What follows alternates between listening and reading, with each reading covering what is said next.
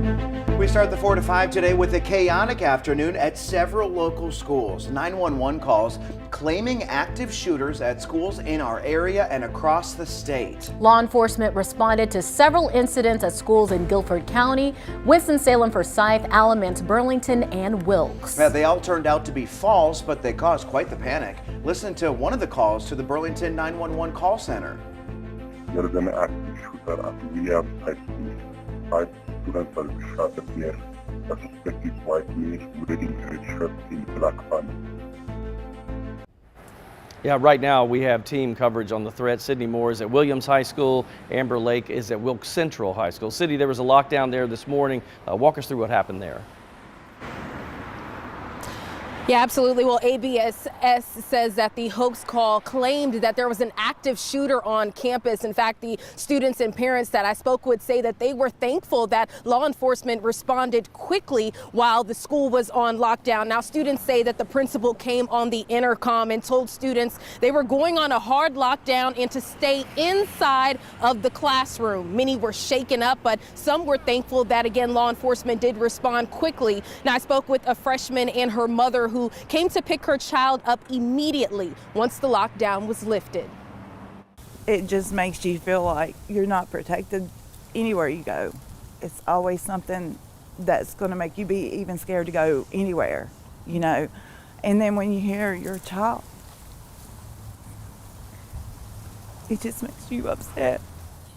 Again, now ABSS leaders say that all the students are safe and that students did return back to their regular schedules once the lockdown was lifted. For now, live in Burlington, Sydney Moore, WFMY News 2. All right, thank you, Sydney. Law enforcement say they got a similar call involving Wilkes Central High School in Wilkesboro today. No threat was found, but several parents picked up their students anyway, understandably. Amber Lake spoke with one student who got panic texts from friends. Amber, tell us what happened. Well, despite the call being a hoax, it was still a very intense day today here for parents, students, and staff here at Wilkes Central High School. Now, just before noon earlier today, 911 received multiple calls of an active shooter at the high school. A lockdown went into effect and law enforcement immediately responded and started checking through the classrooms. It was determined that there was not a threat and the call was a hoax. Wilkes Central High School junior Jonathan Ortiz told us he was in second period when he received a few text messages from a coworker asking him if he was okay. It was shortly after that when an announcement came over the intercom alerting students and staff of an immediate lockdown. My heart starts beating a little bit faster. I get a little nervous. I get a text from my sister, and I get a text from mom and dad and a few other family members.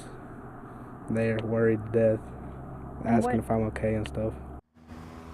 Again, officials say that the call was a hoax, so no students were injured or in danger. Now, parents were able to come and pick up their student earlier today if they wanted to. Wilkes County Schools told us that law enforcement will be increased here on campus for the next few days.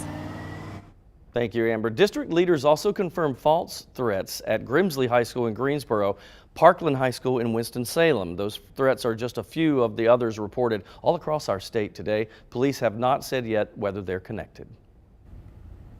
We're also following developing news related to a mass shooting in Raleigh back in October. We now have a first-hand look at what went on during the shooting as police work to track down a suspect. You'll remember police say a 15-year-old shot and killed 5 people that day. Take a look at your screen here. What you're seeing here is Raleigh police officers securing a perimeter around where they believe the shooter to be, or at least thought he might be.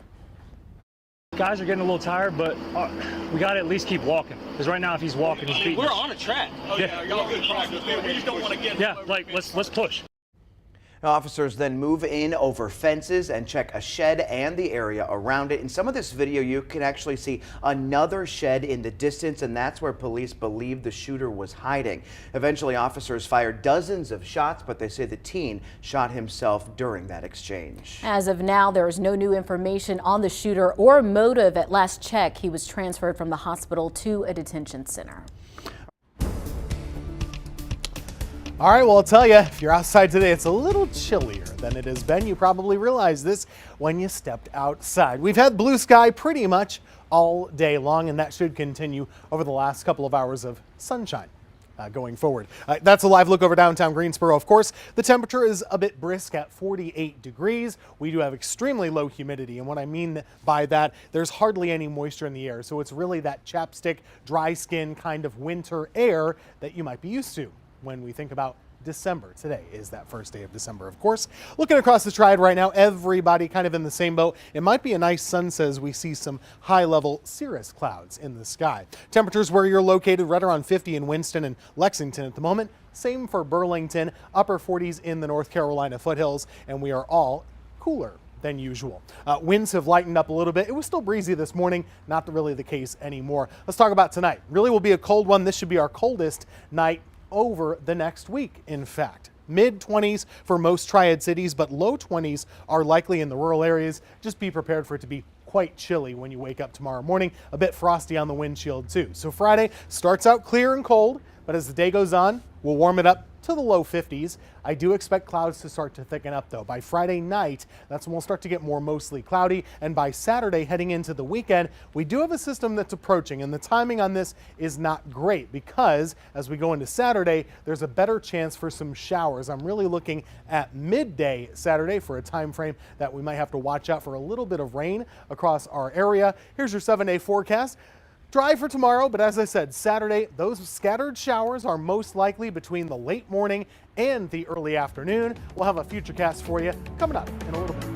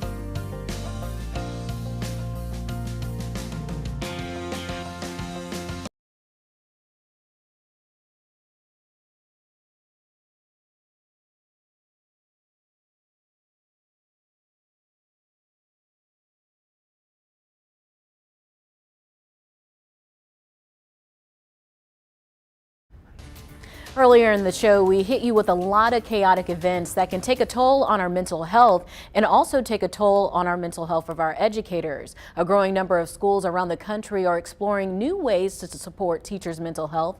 Wednesday, Guilford County Schools announced it is now providing free mental health support for teachers and staff. Superintendent Dr. Wendy Oatley says the school district will use federal relief funds to support GCS staff through a partnership with eTherapy. Since I was named superintendent just in early September, I've met with more than 2,000 people across our community and across our organization. And the biggest thing that keeps coming up is the needs around mental health. The online mental health support provided by eTherapy uses a solution-based strategy to help employees identify where they need assistance and provide them with tools to meet those needs. Dr. Oakley says the free services are confidential and provide flexible appointments for the rest of the school year. Having good mental health means that we can do the rest of our work, making sure that we feel good and we're taken care of and we have supports we need, mean that we can get to our core business, which is teaching and learning.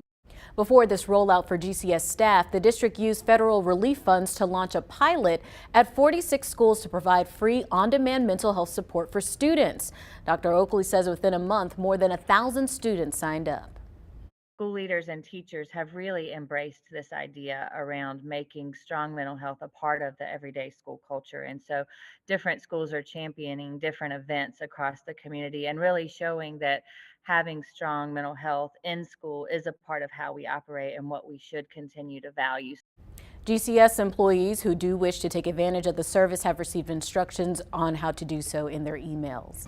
I think that this is a great service. I think it's something that all careers, all jobs should be able to provide. What Dr. Oakley said, when you are at your best mentally, you're able to do your job at your best, which is teaching students. Well, it's like you check that box off, okay, I can take care of that. I've always said it's almost like a caregiver. If you don't take care of yourself as a caregiver, you can't take care of the person you're supposed to take care of. So same thing here. And I mean, just think about what happened today in Yes. schools. Yes. I mean, think about how that impacts the mental health of the students and the teachers. I mean, in those schools today, there's not a lot of learning going on. No. It is so it's so distracting to have something like that happen. And then how do you recover from it to make sure that you're still going to learn tomorrow? And I love that we're normalizing mental Yes, health. talk it out. I know that the COVID-19 pandemic was a catalyst for this, but we're having this conversation because it is a real thing.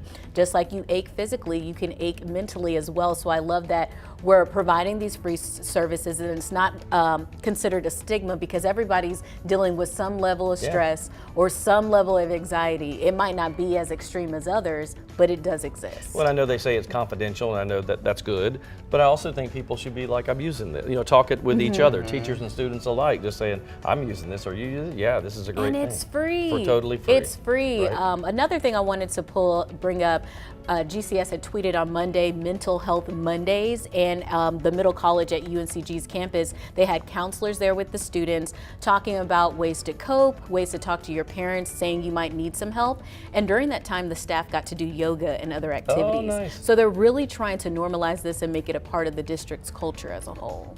We need to do a News 2 yoga class is what we need. Ooh, I would be down for that. Just do it on the news. We could. And you at home can join us. No one wants to see me do yoga. I'll let you younger people do that. I'll be off to the side with a megaphone.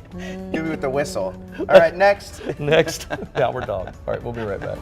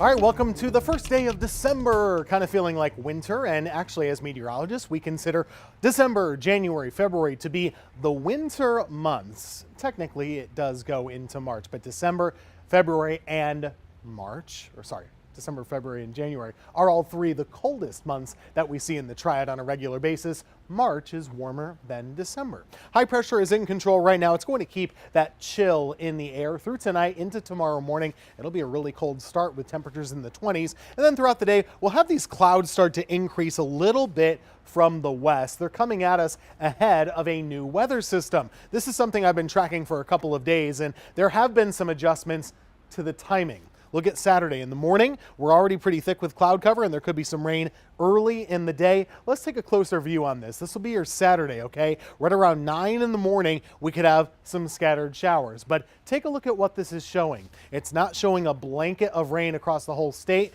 They're scattered showers that might last for a couple of hours. Now, this is important to you, though, if you have plans to be outside on Saturday. Maybe the Greensboro Parade, something like that. You'll want to have a rain jacket or an umbrella handy because those showers are most likely from late morning to early afternoon. This is 2 o'clock though. At that time of day, we could even have some sunshine peeking out. So it's partial rain on Saturday that I'm expecting, not an all-day washout, and most of it would not even be all that heavy. But our job is to let you know. Heading into tomorrow, nothing to really worry about except for this cold morning. Temperatures will be in the 20s to start. It could be that frosty scrape of the windshield that we've gotten used to in the month of November at times. And then through the rest of the forecast, after rain Saturday midday, it will clear out. We'll have a dry rest of the day. Sunday looks dry to me as well, but cooler. Highs will be in the low 50s. Monday dry. Next chance for rain comes up Tuesday into Wednesday of next week. It wouldn't be the 4 to 5 if we didn't bring up the topic of food at least once during the show. Today is National Pie Day. Each year on December 1st, dessert lovers across the U.S. enjoy a slice of their favorite pie. So I asked you on my Facebook page, what is your favorite kind to eat during the holiday season?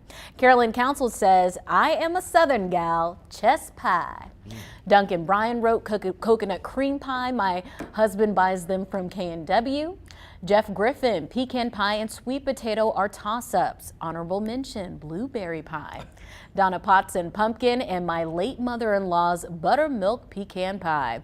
And then Edna Shaw says strawberry cream cheese. That sounds delicious. I've never had strawberry cream cheese. Chess pie is really good, and I hadn't had that in years. What is made of chess pie? It's like it's almost like a pecan pie, but it's super, super sweet. But I haven't had it since I was a kid. My mother used to make it once in a blue moon. I loved it. Yeah. I like blueberry pie. I'm gonna look up chess pie, so if you wanna look it up.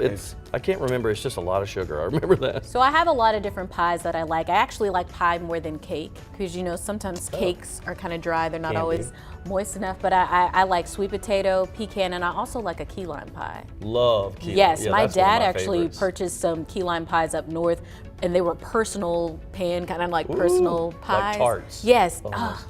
Now that was good. I'll have to figure out where he got them from. Just listen to this description. Chess pie is a delicious classic that's perfect for a celebration or holiday gathering. Its multi-layered decadence, luscious texture, and sweet, rich flavor is simply sublime. It didn't tell you a thing of what's in it. What was made of it? You look at a recipe. Yeah. Because I just remember it's like pecan. It reminds me of pecan pie on that level of sweetness. Because you know pecan pie can be really. So it's like it's sugar. You can put nuts in it. But apparently, one story why it's called that is it was called a chest pie since it was made of anything found in your chest or pantry. Oh, like a leftover. Yeah, kind like of thing. leftover. It's good though. We'll have to try that. I want to see the ingredients because I don't know. My mother made it. I just knew I liked it. You know. Here's my perfect pie. Okay. Sublime. Pecan pie with warmed up. With a side of ice cream and a dollop of Cool Whip right on top. Perfect. That sounds delicious. All righty. You're whipping us some up this weekend? Nope. To bring in Monday? But during the commercial break right now, we're going to tell you what's in chess pie. So if you'd like to join on Facebook, come check it out. All right, we'll be back. Good.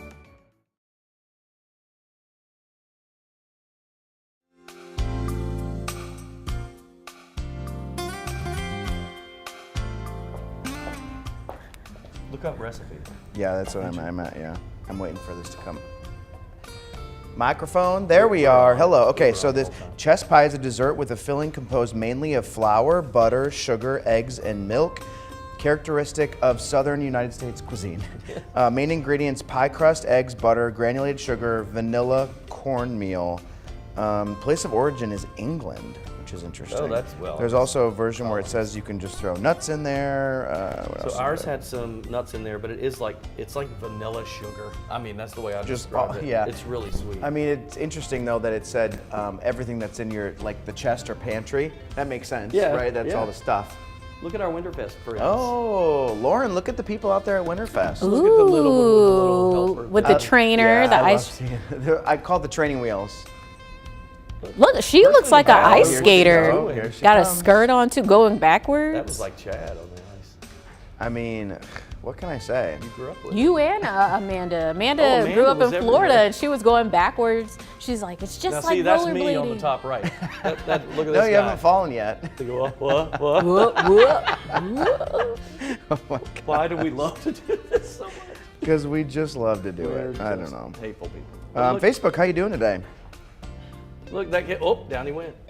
Kim Smith says her favorite pie is sweet potato and coconut. Oh, I love coconut cream. Meteorologist Christian Morgan is watching. Hi, Christian. What's up? Christian, Morgan. what is your favorite holiday pie? He's gonna say pumpkin pie. He's gonna say anything my grandma made.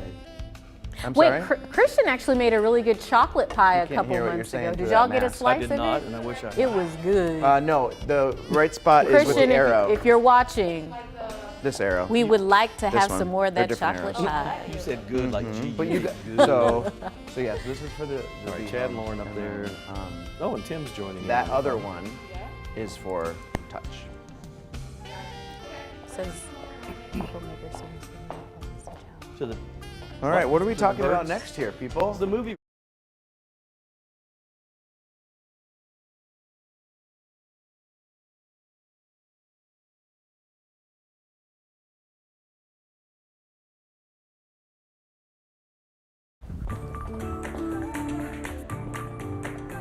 This week's News 2 movie review highlights a young man's love for film.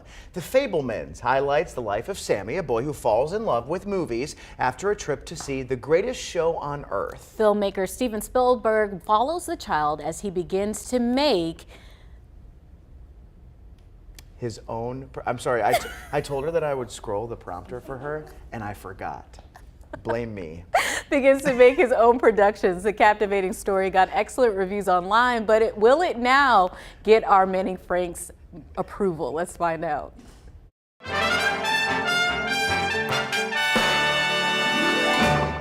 What does the name Steven Spielberg evoke to you? Is it the awe and wonder of an E.T. the extraterrestrial? Or is it the adventurous adrenaline of an Indiana Jones? Or perhaps it is even the emotional pull of a Schindler's List? Whatever your reaction may be to that name, it is unmistakable that it has weight. And yet with that weight, there is always the dreaded cloud of expectation. And it's always unfortunate when a master behind the camera's film doesn't click with you. The Fabelmans was that for me. You always have to be the center of attention. Stop shouting at her! That has been nothing but disrespect from you. I'm your mother! Family art. It'll tear you in two. Loosely inspired by the early life of Spielberg himself, Sammy Fabelman falls head over heels for film after his parents take him to his first feature at a young age, resulting in a hunger for cinema that cannot be extinguished. What was your favorite part? As he grows up, though, Sammy's picturesque life begins to shatter as the real world sets in, and he is forced to choose between the duty of family and his passion for movie making. Perfectly serviceable is not the descriptor you want to use when discussing a Steven Spielberg movie, but that's exactly how I felt after watching The Fabelmans. While it boasts the same earnest feeling of awe familiar with Spielberg's filmography, the structure of the film is scattershot at best and messy at worst. Individual scenes can inspire you 1 second with the director's trademark sentimentality, but on a macro level, the focus of the story becomes just as blurry as the focus rack on a camera. Spielberg certainly has a mastery over his craft, that much is for certain, even from the first few scenes. The infectious wonder that he has for the filmmaking process is successfully translated to the screen. Unfortunately, it's a disconnect with the characters that prevents this thin script from being anything other than an ode to the movies. The character, not surprisingly, to rise above this issue is the charismatic lead performance of Gabriel LaBelle as Sammy, who deftly navigates us through the film's highs and its lows. The Fabelmans was always destined to be Spielberg's most personal film, and with that emotional proximity, perhaps it was always destined to cloud the film's focus. Perfectly serviceable is not what I wanted to take away from this movie. Yet with that, Spielberg has enough cinematic inspiration here to remind you why we love the movies, and why he does too. I'm giving The Fabelmans a for you to decide. You can watch it only in theaters. Okay, let's go back. So we were crying laughing during this because, so the teleprompter, for those of you who don't know, the words move up, right? Sometimes we read from that, other time, right? We're just ad-libbing. But Chad had the controller, and he stopped rolling, and Lauren had more to read, but she didn't know what it said, so she had to wait. Let me give you some background. Okay. Yes. So I don't know if you noticed, but the side monitor, the movie seats were sideways. It was a technical error. The movie seats were I was so distracted by that I forgot to scroll. The words. So I thought the words were gonna move up, and that's how I was like. She's like doing a fake drum roll. All right, so let me tell you what happened to me one time. Same thing. We had a story that was on tape, right? So it was a thing. Here's so and so with the story, and I started talking to my co-anchor at the time and not scrolling through the story script on our teleprompter, which is a long. It's like a 2-minute package, right? Or we call them package story. And so when it came back to me on camera, I didn't know what I was supposed to say, and I had to scroll all the way through that package. And so I just stared. If you took camera 3, I just stared and stared for about 7 seconds. It was the worst ever. That's when we just go to weather at that point. So I apologize to Lauren. At least you know. You did. It's okay. You owned it. For it. Yes. I have had worse slip-ups on air. It is okay. I was not helping we a all bit. had I'm over here laughing laughing, moment. bent over backwards. I was crying laughing. Anyway. You should watch this movie, though. I'm sure it's good. It got an approval. Yeah. We'll be back. For you to decide, Manning said. We'll bring-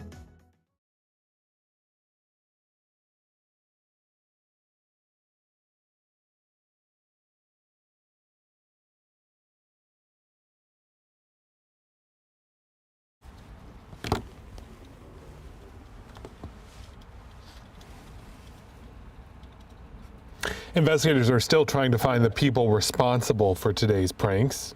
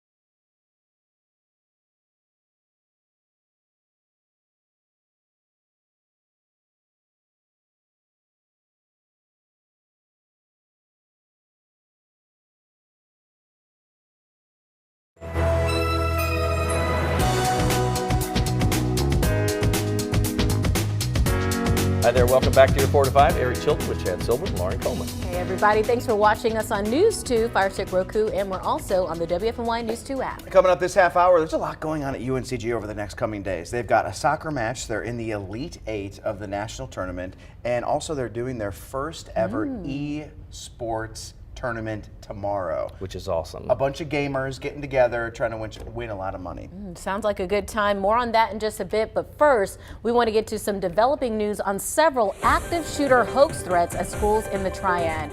Law enforcement responded to several incidents at schools in Guilford County, Winston-Salem Forsyth, Alamance, Burlington, and Wilkes. They all turned out to be false, but they caused quite the panic. Parents lined up outside Williams High School in Burlington after they heard about the threat. Students say the principal told them over the intercom they were going on a hard lockdown and to stay in their classrooms. Many were shaken up, but law enforcement responded quickly. We spoke with a freshman and her mother who picked up her child once the lockdown was lifted. Take a listen. And I waited in line for over an hour just because of precaution for the students to be able to get to their parents safely.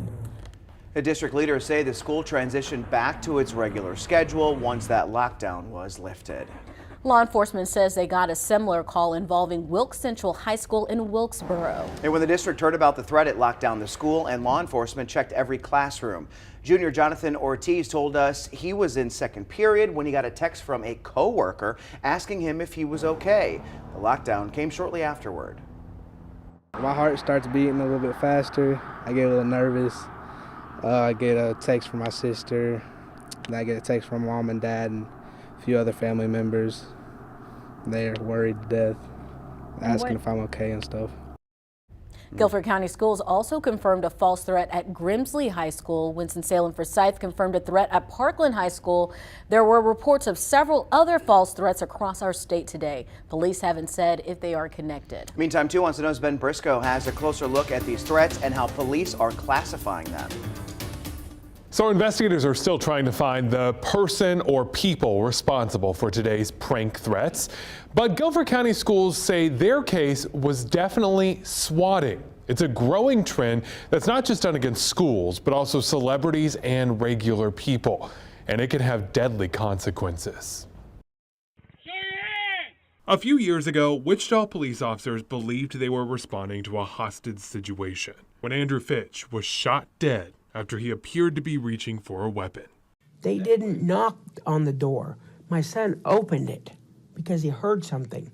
He screamed and then they shot him.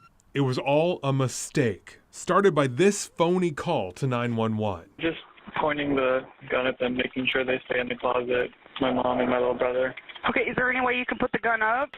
No. Police believe the call was actually made 1,300 miles away in Los Angeles by 25-year-old Tyler Barris. Finch's death is the first known fatality caused by the dangerous swatting hoax. The people who perpetrate this are looking for a tactical response. John Bennett heads the FBI in San Francisco. They want to see armed officers. They want to see bomb dogs, helicopters. That's all part of the fun they see in this, and that can be very devastating. The swatting targets are sometimes celebrities like Rihanna or Justin Bieber, but are often online gamers. People making the false 911 calls and then watching live online what happens next.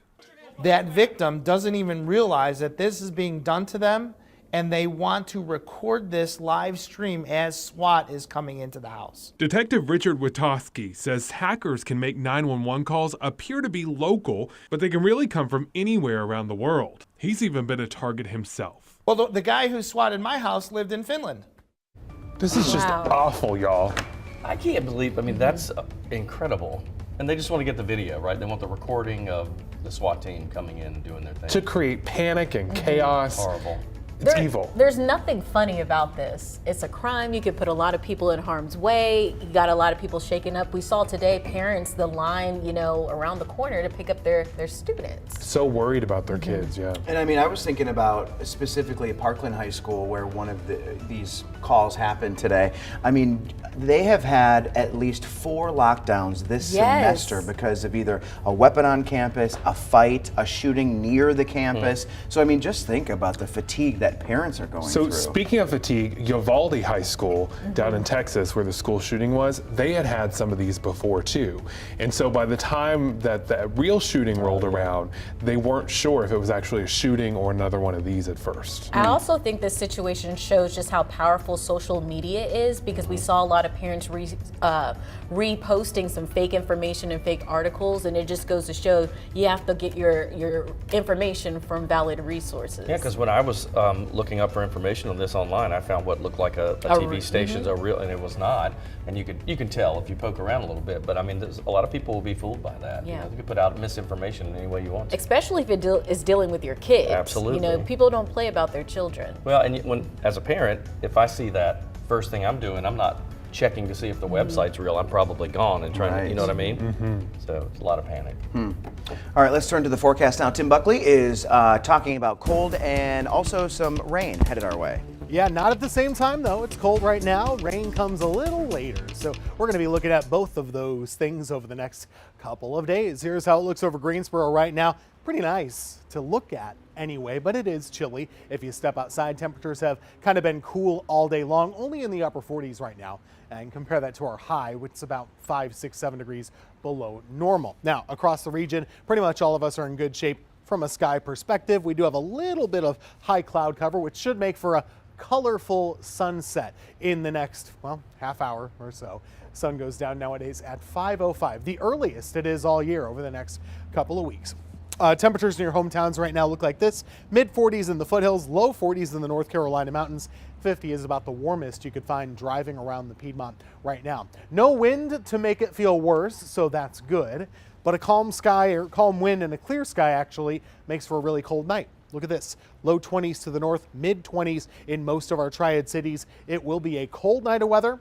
And tomorrow morning you're waking up, you need that big jacket. That's all there is to it. Now, that's also enough to make you have to allow a few extra minutes to scrape the windshield. Plan on that for Friday. That'll be what we wake up to in the morning. And as the day wears on, more and more clouds should start to arrive. Clouds this time of year are usually a clue. And with that increasing cloud cover Friday evening, it's kind of the first look at what will be a new weather system for us. By the time we go into Saturday, notice this is early Saturday morning, maybe a couple sprinkles are around. Nothing too bad early on, but as we go into the middle of the day, this is around 9:30. There's lunchtime right around 11 and 12. Scattered showers are possible. Now, it's not a panic mode. If you're trying to go to parades, things like that around the area on Saturday, don't panic, but do be prepared. You might want to bring along that rain slicker. You might want the umbrella because there could be some showers for a time, just not the whole time. Afternoon should be fine. Once we get past 2 o'clock, everything should be winding down. We'll dive into more detail of the 7-day forecast coming up in a couple of minutes. Tim, thanks. The latest local COVID data is showing an interesting trend that I want to show you. This graph shows the percentage of COVID tests coming back positive in Guilford County. The latest number is 8.3%. A couple of things I want to point out. First, the last time the county went below its goal of 5% was a while ago, October 28th, basically a month ago. Second, I want you to focus on the range of numbers over time. On the left side of this graph, so the longest period of time ago, there was a wide variety of numbers ranging from 14.6 at the high level to 4.9% at the low level. Now compare that to our most recent data. There's a much smaller range in numbers, 10% at the highest to 5.9 at the lowest. The takeaway here, our spikes are much lower, which is the good news, but our valleys are still above that red target line. You know, parents and caretakers, they go to great lengths to keep choking hazards out of the reach of young, curious hands. But one of the most lethal items, believe it or not, could be hiding in plain sight in your house. Now, despite new regulation, button batteries, those tiny ones, they're in many hearing aids, they're in remotes, and even in children's toys. WFMY News 2's Megan Malaris verifies the life-saving food item you need to keep on hand in case of a battery emergency. This time of year, toys are a young child's best friend, and the batteries that go in them can be a parent's worst enemy. The National Capital Poison Control Center reports more than 3,500 people swallow button batteries every year in the U.S., a 78% increase since data collection started in 1985. The majority of cases involve children younger than 6, and data shows the incidents tend to spike soon after the holidays. So let's verify this common claim. If your child swallows a battery, you should give him or her honey on the way to the hospital. It could save your little one's life. Is that true? Our sources are the National Capital Poison Control Center, the National Safety Council, and Dr. Ross Keener, Director of Pediatric Emergency Department at Cone Health. So honey is very helpful. It helps coat the battery and helps decrease the charge that's causing that burn. So if we can give honey, and you know it's a button battery, honey is the best thing to give.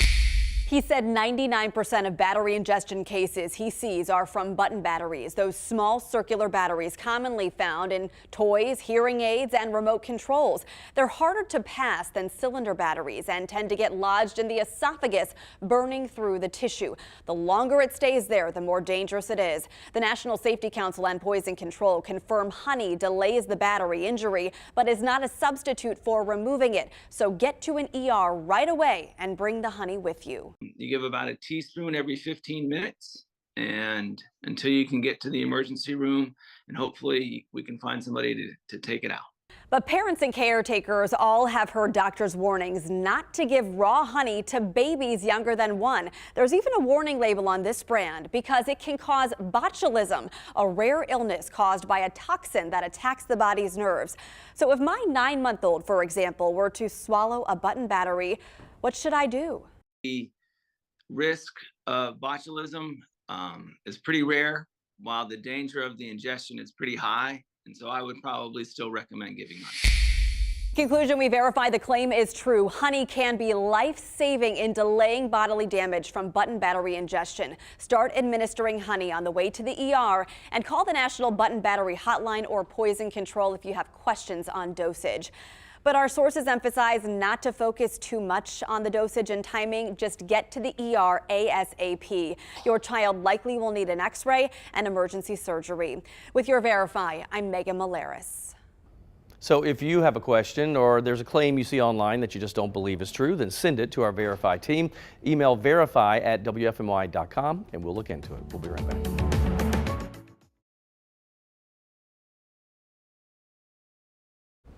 Get your jacket off the thing too, man. What's up, Bruce? Mike check, Jalen. 1, 2, 3, 4, 5, 6, 7, 8, 9, 10. Bruce was. Wins ACC Coach of the Year. Mic check 1, 2, 3, 4, 5, 6, 7, 8, 9, 10. Mic check, mic check.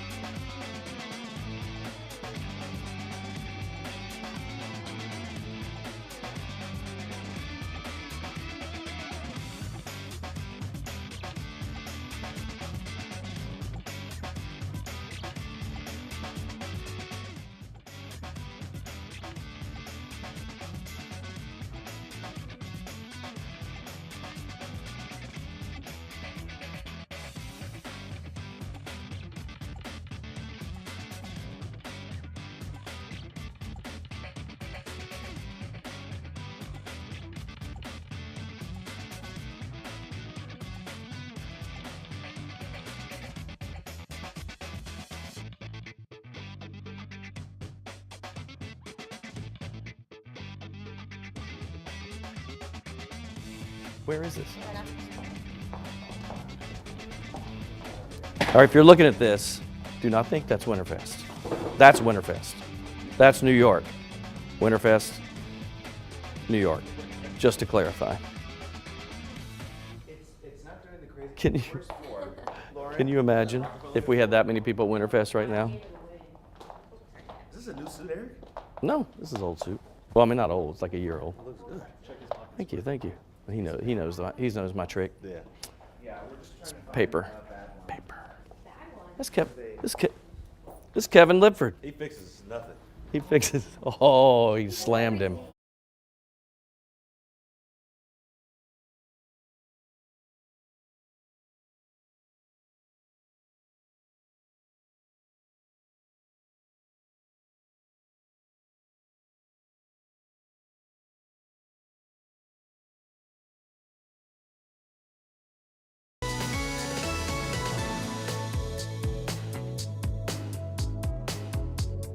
The next couple of days are big for UNC Greensboro. Not only will the Spartan men host an Elite 8 soccer match, the university is also hosting its first ever esports tournament. WFMY News 2's Jalen Gilkey went to campus to find out more.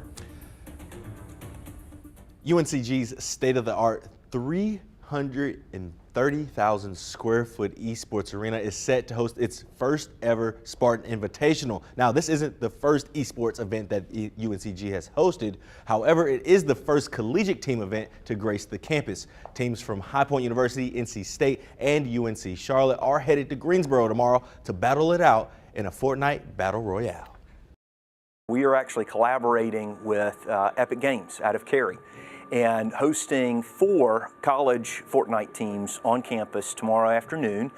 Competitive play starts at 5. Folks can watch. We'll live stream it.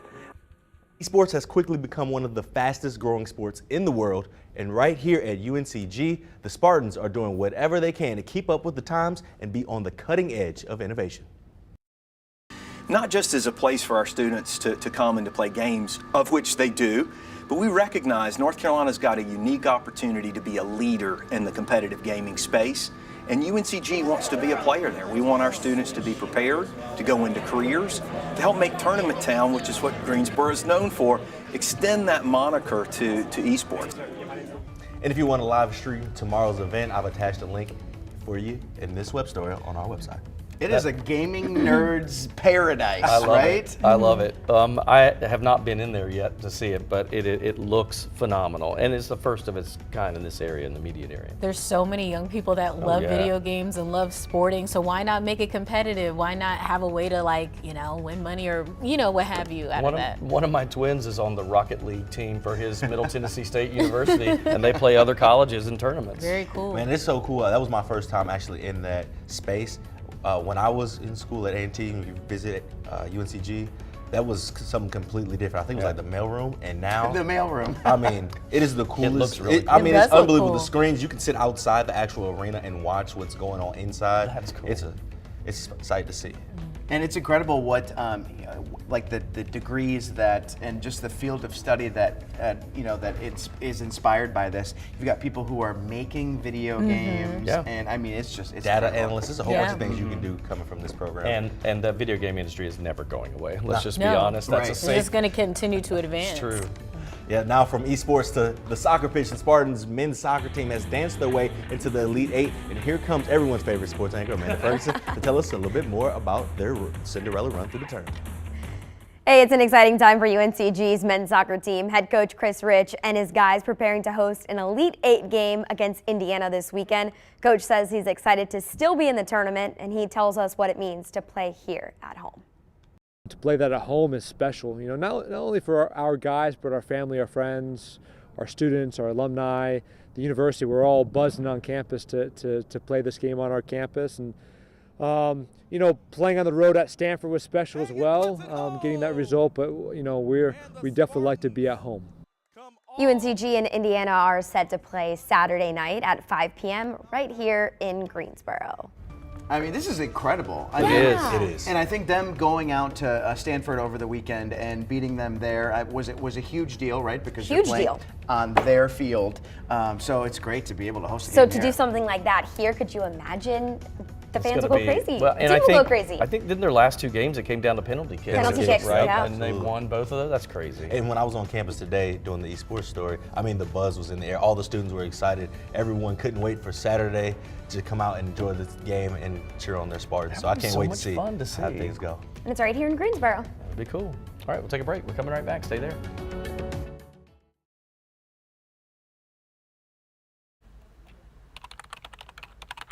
Hey, ice cold milk and an Oreo cookie, they forever go together.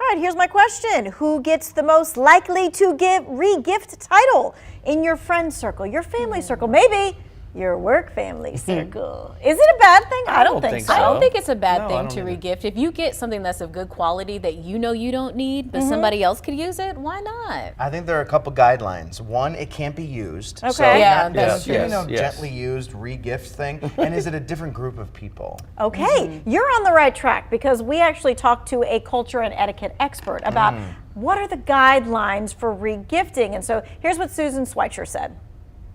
When you're re-gifting, you want to make sure, number one, that it is not a gift that has been used. It has not been opened. It has not been unwrapped, that the seal is unbroken on that gift, because if any of those things have been violated, you can't re-gift it. Number two, you want to re-gift in different circles. So if the gift has been given to you from someone at the office, you're going to re-gift to family. If it's a family gift, you're going to re-gift to friends. So you always re-gift in a different circle. And then you also want to make sure you re-gift appropriate things. You would not want to re-gift personal lingerie that maybe a spouse or a partner gave you. You wouldn't want to re-gift a personal fragrance that you really like and your spouse knows you really like. So there's certain gifts that are perfect for re-gifting and others not so much. Oh my goodness. I Underwear. just can't even imagine I know. re-gifting I'm sure like someone underwear has lingerie. done it before. I'm sure they have. Absolutely they have, yes. Oh my. Poor grandma, like Oh getting you like, Somebody else's. Okay, I'm just. They just want grandma to feel younger. Really? Yeah, right. Yeah. Okay. Anyway, Sharon is going to be joining us tonight answering your gift etiquette questions coming up around 5:45. Let's talk gifts. What do you want? Cards, gift cards, clothing, electronics, Home stuff, jewelry, what? I thought you were going to say cars. I like gift cards. Yes, you would like a car with the big bow on top of it? Yes, I've always wanted that. Just one time in my life to have that Lexus bow. You know, they always in those commercials. Does that really happen? Hey, let's see what you are thinking about for Christmas and what the National Retail Federation surveyed consumers about what they wanted this year. Gift cards are topping the list. Clothing or accessories come in second, like that purse, I'm just saying. Books or other media, electronics, home decor, and then jewelry topping out that last thing. You can't see it because the bottom of the thing, but jewelry is 21%. There it is. I'm just saying, there's some guys out there who need that. Okay, we're gonna go to break.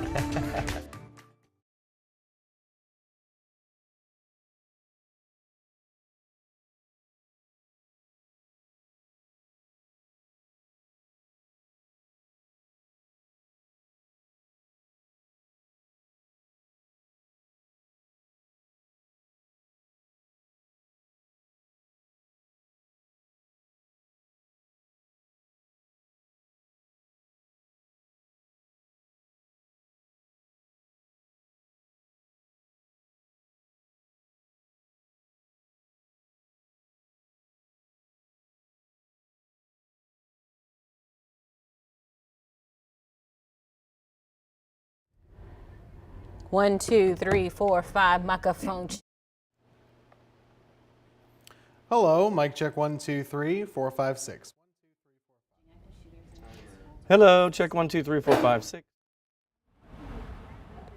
Hi, headed in there right now.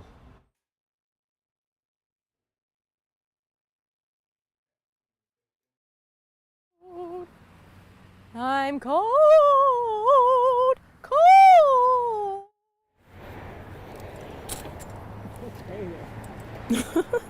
10, 9, 8, 7.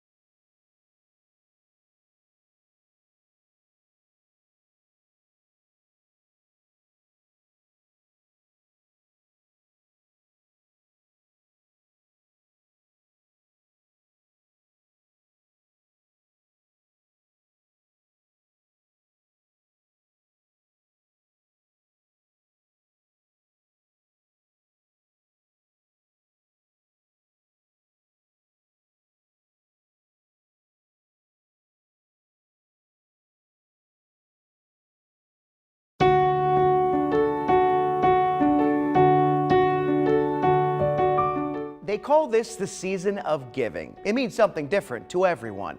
Maybe it means you give gifts to loved ones, or you give a few hours volunteering as a Salvation Army bell ringer. There are so many options to give to someone else, whether you know them or not. One of the best things I've received this year came in the form of an adopted family. Last week for Thanksgiving, I was fortunate enough to get another invite to Pinehurst with what's become my North Carolina family. This actually started several years ago when my good friend Lexi invited me to a Thanksgiving at her parents' house when I wasn't able to make it home, and it turned into an annual tradition. It means more than they'll ever know, considering I'm not able to be with my actual family more than a couple times a year. They've certainly made me feel like a member of theirs. Tradition has even expanded to Easter Sundays and beach trips. I'm not sure how I could ever repay them, but I hope they realize the impact they've had on my life and my holidays. I don't know what this season of giving means for you, but for me, it's much more special than any physical gift I could receive. That's my 2 cents, and your 4 to 5. WFMY News 2 at 5 starts right now.